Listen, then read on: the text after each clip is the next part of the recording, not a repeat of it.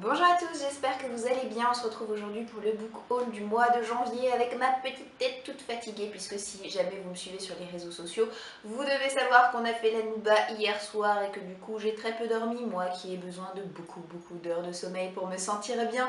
Du coup je vais essayer de faire mon maximum pour que cette vidéo se passe bien. J'ai tout d'abord reçu Mamie cherche les embrouilles écrit par Mario Giordano et sorti aux éditions City. Ce livre m'a été envoyé par LP Conseil dans le cadre de notre partenariat. Lorsque LP Conseil me propose des policiers et des thrillers, je réponds systématiquement par la négative, tout simplement parce que ce n'est pas ce que je préfère lire. Je dois lire un policier et un thriller par an et en termes de quantité, voilà, ça me suffit amplement. Alors pourquoi est-ce que j'ai accepté de recevoir ce livre? Tout simplement parce que le titre Mamie cherche les embrouilles, je l'ai trouvé assez évocateur et assez rigolo, et quand j'ai lu le résumé au dos du livre, ça a vraiment achevé de me convaincre parce que ça promettait un récit vraiment fun et décalé. J'ai lu ce livre, je vous en reparlerai lors d'un prochain update lecture, et je peux tout simplement vous dire que j'ai passé un très bon moment de lecture et que effectivement c'est un livre assez déjanté. En ce qui concerne le résumé, on va suivre Paul 10, 60 ans, qui est une Allemande, une Bavaroise même pour être exacte. Elle est veuve, elle est accro à la bouteille et va emménager en Sicile dans le but de terminer ses vieux jours auprès de sa belle famille. Son homme à tout faire va se retrouver assassiné et Poldi va décider de mener l'enquête. Voilà, j'ai vraiment hâte de vous reparler de ce livre que j'ai beaucoup apprécié. J'ai également reçu Forget Tomorrow écrit par Painted Dune de la part des éditions Lumen. C'est le premier tome d'une trilogie un petit peu science-fiction, un petit peu dystopique, que je vous présentais lors de ma vidéo de début de mois sur les sorties livresques de janvier qui m'intéressent. Donc je suis absolument ravie d'avoir ce livre en ma possession, d'autant que c'est ma lecture en cours. Je suis rendue quasiment à la moitié comme vous pouvez le constater, et pour le moment j'aime bien, c'est vraiment une bonne lecture, donc j'ai hâte de la poursuivre et de pouvoir vous en reparler bientôt. En ce qui concerne le résumé du livre, on est dans une société où les jeunes sont majeurs à partir de 17 ans et reçoivent un souvenir de leur moi futur qui va leur révéler de quoi va être composé leur avenir, à savoir surtout leur profession. Alors, est-ce qu'ils vont devenir scientifiques, médecins, chanteurs de variété, athlètes de haut niveau, peu importe. Si le souvenir est positif, tant mieux, pas de problème. Par contre, si le souvenir est négatif, c'est là que les choses vont se corser. Le personnage principal de ce livre s'appelle Kali et le souvenir qu'elle va recevoir est franchement négatif puisqu'elle va se voir en train d'assassiner sa petite sœur qu'elle adore plus que tout au monde. Kali, comme toute autre personne qui recevra un souvenir négatif, va être considérée comme une criminelle et va être enfermée dans les limbes pour que son souvenir n'ait absolument aucune chance de se réaliser. Voilà, donc on est dans un contexte assez sombre comme ça, assez oppressant, et en tout cas j'ai vraiment hâte de poursuivre cette lecture et de vous en reparler bientôt. On passe maintenant à mes achats. Le premier livre que j'ai à vous présenter, c'est Là où tombent les anges, écrit par Charlotte Bousquet et sorti aux éditions Gulfstream. C'est un livre historique et je trouve l'objet livre vraiment magnifique. Chez Gulfstream, ils ont pris l'habitude de sortir des livres avec les tranches comme ça colorées. Alors par contre, je ne sais pas si c'est mon exemplaire qui était un petit peu bizarre ou si c'est le cas de toutes les autres personnes qui se sont procuré ce livre.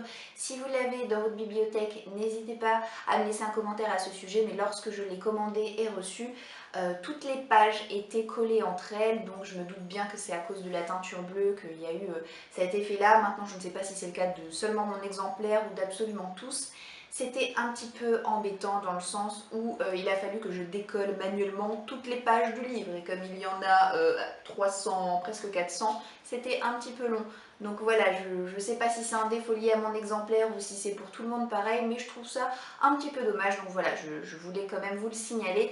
En tout cas, ce livre-ci, comme je vous le disais, c'est un roman historique sous fond de Première Guerre mondiale où on va suivre le quotidien de 3 femmes, et il va y avoir des thèmes assez forts comme la violence conjugale, et c'est pour cette raison essentiellement que j'ai souhaité lire ce livre, parce que je n'ai encore rien lu sur le sujet et je me doute que ça doit être une lecture assez poignante, assez intense. En plus, d'après les avis que j'ai lus pour le moment et qui se révèlent tous positifs, il y a vraiment un côté très réaliste à ce roman-ci, puisqu'il est entrecoupé de coupures de journaux de l'époque. Il y a eu véritablement un beau travail historique de recherche de la part de l'auteur. Donc ce livre m'intrigue beaucoup et j'espère qu'il me plaira.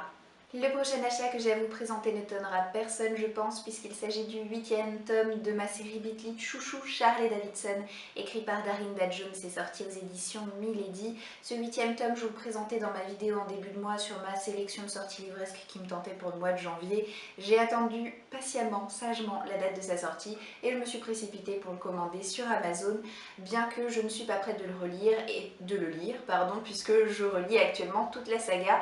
Mais ce n'est pas grave, je pense que c'est vraiment un indispensable du jour et puis il me le fallait tout simplement. Pour ceux qui ne connaissent pas cette histoire, c'est l'histoire de Charlie Davidson qui est détective privée et faucheuse. Qu'est-ce qu'implique son rôle de faucheuse? Tout simplement, elle a la capacité de voir les fantômes et de les faire passer à travers son corps qui est en réalité un portail pour qu'il puisse atteindre l'au-delà. Mais avant qu'il trouve la paix intérieure et cette possibilité de traverser son corps, il faut la plupart du temps que Charlie réussisse à résoudre les problèmes que les fantômes ont laissés lors de leur vie de mortelle. Ça implique assez régulièrement de résoudre des meurtres, ce genre de choses. En tout cas, le contexte est à chaque fois assez fun, assez divertissant. Les personnages secondaires sont tous attachants et Charlie est une héroïne vraiment dynamique et amusante au possible. C'est une série que je ne cesse de recommander. Il y a une trilogie qui s'appelle Partial, écrite par Dan Wells, qui est sortie il y a quelques années maintenant et j'ai commencé à m'acheter le premier tome en poche, du coup je continue et c'est pour ça que je me suis acheté aujourd'hui Fragment, écrit par Dan Wells, donc, et sorti aux éditions Le Livre de Poche. C'est une trilogie que je n'ai pas encore commencé, donc le premier tome est dans ma palle, ce second tome va bientôt l'y rejoindre et en tout cas il me tarde de découvrir vraiment le contenu de ce livre parce que l'histoire a l'air plus que prometteuse. Justement, en ce qui concerne l'histoire, il y a eu une guerre entre les humains et les partials.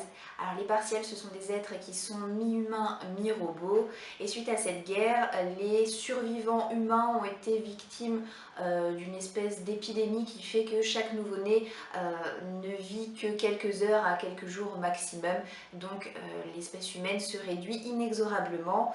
Il y a une jeune interne en médecine qui est le personnage principal de cette trilogie qui va prendre la décision d'infiltrer les camps des partials, d'en capturer un et de le ramener dans son propre camp pour essayer de l'étudier et de voir s'il serait possible de dégager un antidote de tout ça. Voilà, le sujet est au final assez simple comme chacune des dystopies qu'on a l'habitude de lire, mais je ne sais pas, il y a quelque chose qui fait que ma curiosité est vraiment poussée au maximum et puis j'espère vraiment avoir l'opportunité de lire le premier tome cette année. Je me suis également procuré un livre qui me faisait furieusement envie depuis plusieurs mois. Il s'agit de Dysfonctionnel, écrit par Axel Sandre ou Sandresse.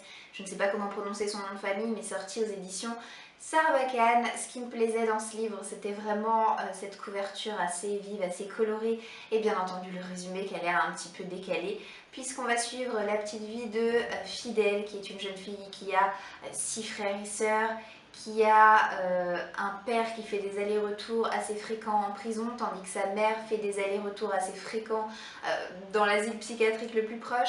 Elle vit dans un bar, elle est scolarisée dans un établissement scolaire où elle essaie de passer inaperçue et elle est tombée amoureuse de la petite nouvelle dans sa classe ou dans son établissement scolaire, je ne sais pas encore. Mais en tout cas, voilà, ça m'a l'air dingue en fait, ça m'a l'air incroyable, il y a tellement de sujets à développer dans ce livre, tellement de thèmes, tellement... je sais même pas quoi vous dire, en tout cas ce livre me tente énormément. Avant de l'acheter, je me suis dit que ça allait être un gros pavé et en fait... Non, il fait à peine 300 pages, il est très court et je me dis mais comment réussir à caser tout ce que le résumé semble nous promettre dans 300 pages, ça me semble mais tellement peu. En tout cas, je ne sais pas comment a fait l'auteur, mais j'ai un super bon feeling concernant ce livre-ci et j'ai hâte de mettre le nez dedans et de vous dire ce qu'il en est. Je me suis également procuré Outlander, le tome 3, qui s'appelle tout simplement Le Voyage, écrit par Diana Gabaldon et sorti aux éditions. J'ai lu le tome 1 de Outlander l'année dernière, ça m'a pris tout l'été pour en venir à bout puisque à chaque fois ce sont des pavés mais juste incroyables. Celui-ci doit faire plus de 1000 pages, je ne sais pas exactement combien. Voilà, ouais, il dépasse les 1000 pages. Donc il faut vraiment avoir le temps à chaque fois de se plonger dans ce type de livre. J'espère lire le tome 2 cette année et j'ai pris un petit peu d'avance puisque je me suis déjà donc acheté le tome 3 pour l'année prochaine. Je ne vais pas vraiment revenir sur le résumé de cette histoire que tout le monde connaît plus ou moins, que ce soit par le biais du livre ou par le biais de la série télé ou par le biais des chroniques que vous avez tous dû plus ou moins lire sur la blogo. Voilà, c'est une histoire de voyage dans le temps, ça se passe en Écosse, au pays des Highlanders. C'est top, voilà, c'est top. J'ai pas eu de coup de cœur pour le tome 1, ça a été une très bonne lecture, je suis bien décidée à poursuivre cette saga. Et en tout cas, voilà, je suis ravie que ce livre-ci soit désormais en ma possession. Mon avant-dernier achat, c'est Captive, écrit par René Adier et sorti aux éditions Hachette. C'est le premier tome d'un diptyque. Je ne comptais pas du tout m'acheter ce livre en fait, hein. Il ne m'intéressait pas plus que ça. On est dans une plus ou moins réécriture du conte de Sherazade des Mille et une nuits que vous devez tous plus ou moins connaître, puisque c'est l'histoire d'une jeune femme qui, pour échapper à une menace de mort, va tous les soirs inventer un conte plus ou moins à rallonge pour tenir l'intérêt du calife qui la retient contre son gré intact pour éviter qu'elle ne meure. Et voilà, on retrouve un petit peu cette même histoire dans ce livre-ci. Mais je ne sais pas pourquoi, sa sortie, voilà, ce livre ne m'intéressait pas du tout.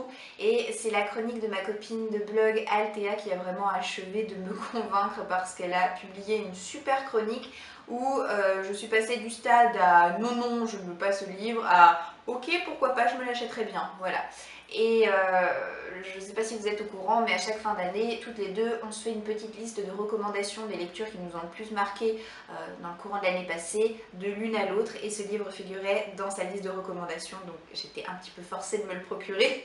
Au départ, je voulais me le prendre d'occasion, mais comme il était à 1 € moins cher que le neuf, vraiment ça n'en valait pas la peine, autant que je me le prenne neuf, donc c'est ce que j'ai fait. Maintenant on verra bien s'il en vaut la peine ou pas. C'est vrai que jusqu'à présent je n'ai lu que de très bons avis. Alors je ne sais pas pourquoi au départ je ne le voulais pas, mais on verra s'il est aussi bon que les autres ont l'air de le dire en tout cas. Le dernier achat du mois de janvier que j'ai à vous présenter, c'est le tome 1 de La Voix des Oracles écrit par Estelle Fay est sorti aux éditions Scrinéo. Il fallait que je m'achète ce livre en fait, c'était obligé parce que je ne sais pas si vous êtes au courant. Non en fait vous pouvez pas être au courant, mais quand j'étais petite j'étais absolument fan, absolument subjuguée par tout ce qui touche à l'Égypte antique, la Grèce antique, l'Empire romain, voilà ces périodes-là en fait de l'histoire. Et ma mère avait acheté toute une série de DVD, pas de DVD, toute une série de CD-ROM, et je passais des heures et des heures sur l'ordinateur à noircir des cahiers et à recopier toutes les informations que je pouvais glaner en fait sur les différents empereurs qu'il y a pu y avoir, sur les différents dieux de la mythologie grecque et romaine, sur absolument tout et n'importe quoi ayant trait à l'Empire romain, la Grèce antique et l'Égypte antique. Voilà, j'étais une grande fan. Et du coup, quand j'ai su que ce livre-ci portait sur l'Empire romain au 5e siècle après Jésus-Christ et qu'il y avait des dieux à l'intérieur païens, voilà, je me suis dit ce livre est fait pour moi. Je suis vraiment très intriguée par ce qui se cache à l'intérieur. Tout ce que je peux vous dire, c'est qu'on va suivre Tia, qui est la fille d'un général romain qui va la cacher pour son bien, puisqu'elle a développé des dons d'oracle. Et on est à une époque où l'Empire romain est devenu chrétien, donc tout ce qui est culte païen n'est plus du tout toléré. Et si jamais Tia se fait prendre avec ses dons d'oracle, eh ben, elle risque le bûcher tout simplement. Voilà, donc c'est une... Alors je ne sais pas si c'est une trilogie ou une série. En tout cas, le tome 3 pardon, va sortir d'ici quelques mois. J'espère vraiment aimer ce livre parce que mes attentes sont vraiment élevées. Mon book haul est maintenant terminé, j'espère que cette vidéo vous aura plu, je vous souhaite de passer une très belle journée et je vous dis à très bientôt dans une prochaine vidéo. Ciao ciao!